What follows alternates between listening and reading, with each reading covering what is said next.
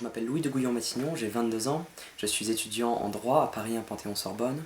Je suis président d'une association qui s'appelle Défense de la culture tzigane et aussi d'un petit parti politique que j'ai créé qui s'appelle le Parti européen. Je suis l'auteur chez l'Harmattan d'un dictionnaire tzigane qui est sorti en 2012. Ensuite, je suis l'auteur d'un second ouvrage qui s'appelle Gens du voyage, je vous aime aux éditions Michalon, qui est paru en 2013. Et là, je sors un troisième ouvrage qui s'appelle Apprendre le tzigane et qui est préfacé par Michel Onfray.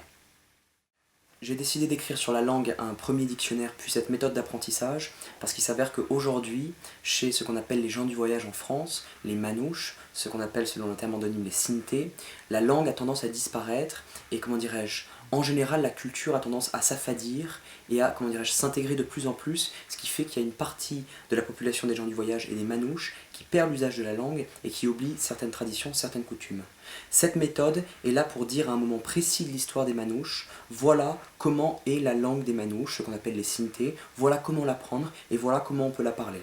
Cette méthode, qui s'appelle donc Apprendre le tzigane, a pour objet de présenter aux profanes et à ceux qui seraient manouches et qui seraient intéressés par réapprendre leur langue, cette langue, avec, comment dirais-je, différentes leçons, une dizaine de leçons, avec la grammaire, comment dirais-je, la conjugaison, les verbes, les adjectifs, les noms, et tout ce qui s'ensuit, mais aussi une centaine de phrases, dans une espèce de 11e leçon, j'ai appelé ça liste de 100 phrases, qui sont à utiliser dans les conversations de tous les jours et qui pourront permettre à quelqu'un qui souhaiterait se familiariser avec la langue de rentrer très rapidement en immersion dans cette langue.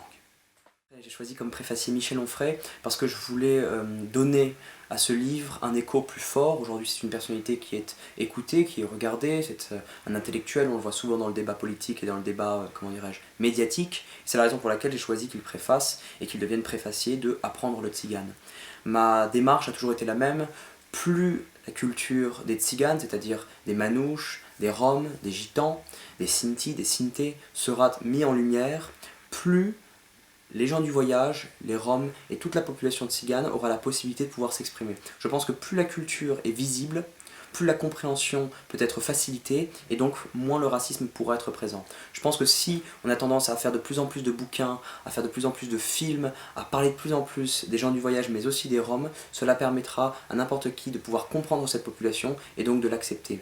Aujourd'hui, je rappelle très rapidement, les gens du voyage sont les citoyens français qui ont un mode de vie itinérant. Ce sont pour la majorité des manouches, et cette méthode Apprendre le tzigane nous permet d'apprendre la langue des manouches. Et enfin, depuis à peu près 5-10 ans, on parle en France des Roms, qui sont des migrants économiques est-européens. J'ai choisi Michel Onfray comme préfacier pour cet ouvrage parce que je voulais lui donner un écho fort et je voulais le, comment dirais-je, parer d'une dimension beaucoup plus forte. Si une personne comme Michel Onfray parle d'une méthode qui a trait à la langue, et en particulier à la langue des manouches, cela veut dire que cette langue, c'est-à-dire que cette culture, donc, vit, existe et est présente dans le débat. Et c'est ce que j'ai voulu faire à travers aussi le dictionnaire tzigane, préfacé par Jack Lang, Marcel Campion et Pierre Hérisson. Voilà.